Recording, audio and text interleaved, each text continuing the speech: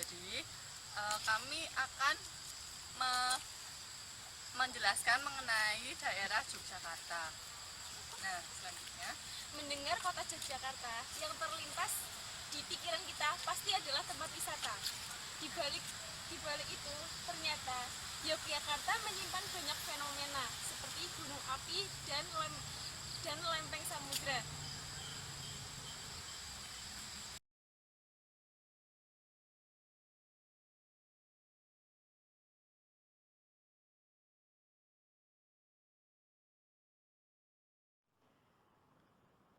Gunung Merapi merupakan salah satu gunung yang masih aktif hingga saat ini. Gunung ini terakhir meletus tahun 2010 yang mampu menewaskan sekitar 30 orang.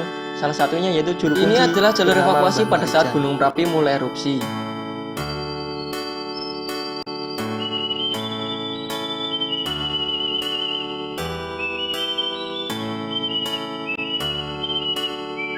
Wedhus gembel yaitu gumpalan awan panas yang melaju dengan kecepatan sekitar 150 km per jam.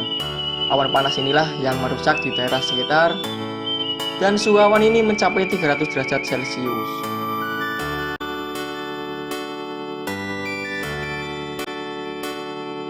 Material ini salah satu menjadi korban keganasan dari wedhus gembel, berupa perabotan, kendaraan, dan bahkan ternak warga yang tidak sempat diselamatkan warga.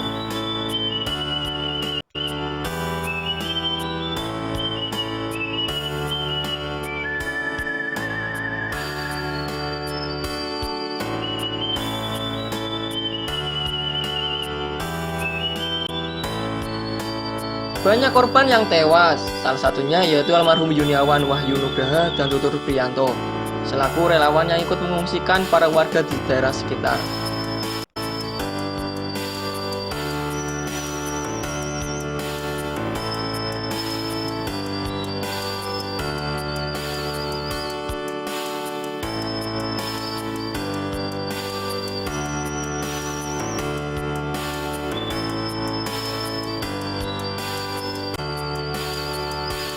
Sebelumnya, warga sudah membangun salah satu tempat untuk berlindung pada saat gunung mulai erupsi, yaitu dengan membangun bunker.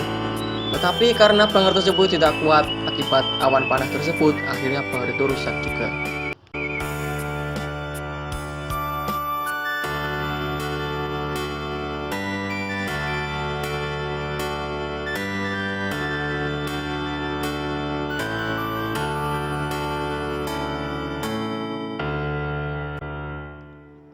Yogyakarta merupakan daerah yang rawan terjadi tsunami karena di Yogyakarta sendiri memiliki aktivitas kegempaan yang cukup tinggi.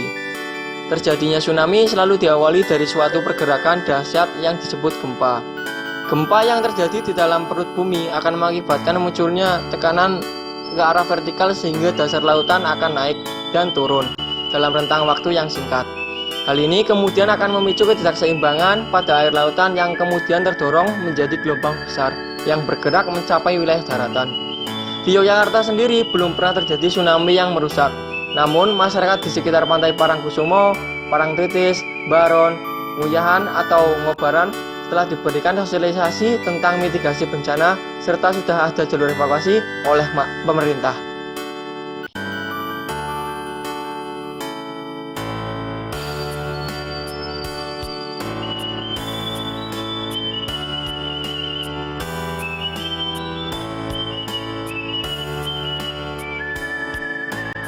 Daerah Yogyakarta rawan sekali terjadi gempa karena berada di atas lempeng subduksi, sehingga muncullah sesar lokal seperti sesar opak, oya, dengkeng, progo, serta sesar mikro lainnya. Dari wawancara tersebut menyebutkan bahwa daerah Yogyakarta memang sering terjadi gempa, dan gempa yang paling besar terjadi pada Mei tahun 2006 yang mengakibatkan rumah warga mengalami rusak berat bahkan rubuh.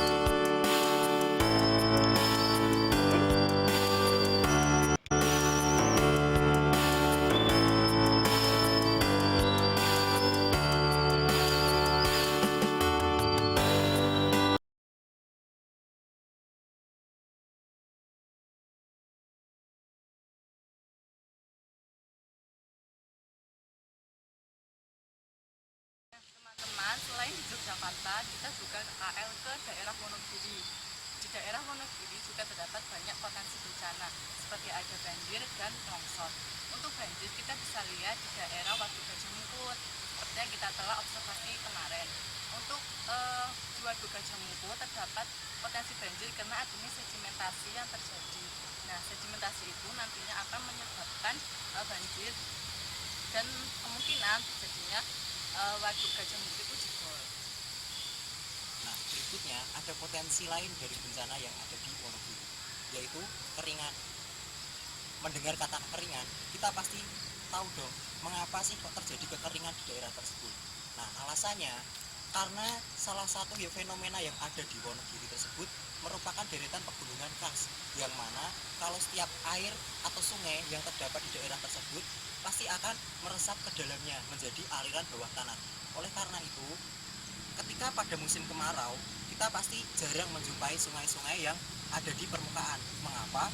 Karena sungai tersebut akan meresap ke dalam tanah tersebut.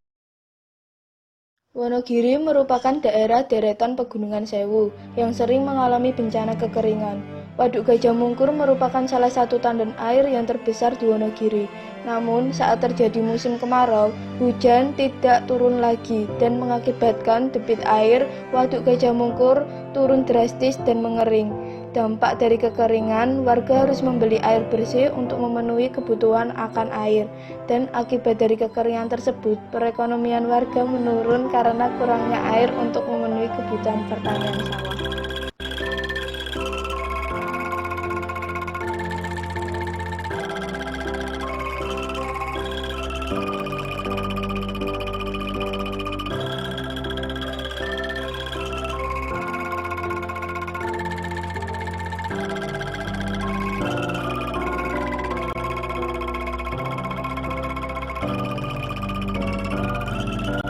Banjir di Wonogiri terjadi akibat hujan yang terus-menerus sehingga Waduk Gajah Mungkur tidak mampu lagi menampung debit air yang terus-menerus bertambah.